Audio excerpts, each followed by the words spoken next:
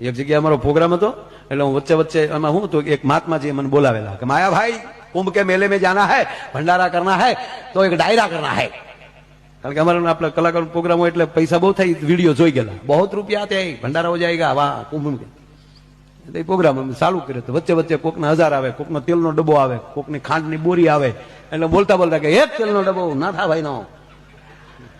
એમાં એક ભાઈ આગળ બેઠા હતા, એનો મગજ ગયો, કારણ કે એવા રસિયા હતા ને સાંભળવામાં। મને કે વચ્ચે વચ્ચે તમે બોલો છો ને એ આખી કાર્યક્રમની મને કે લીક તૂટી જાય છે। અરે મેં લીક તૂટે પણ બાપુની બુદ્ધિ તૂટે, પછી એની ધીરજ તૂટે। આ એની હાટું જ કર્યો છે કુંભના મેળા હાટું। કેટલો ખર્ચો છે? હું કોઈ બાપુને પૂછું, બાપુ ક્યાં?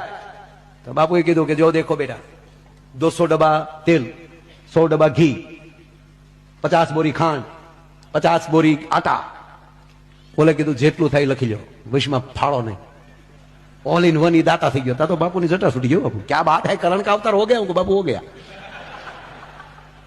आखी रात प्रोग्राम कर्यो, पछी कोईनु वच्चे नाम ज नहीं। 15 दी पछी बापू नो फोन आव्यो, माया भाई वो बोला था वो कौन था? मैं कीधुं गाम तमारुं, तो अमने क्या खबर? बोलो परबारो नंद भयो खरी जोईए। बोलो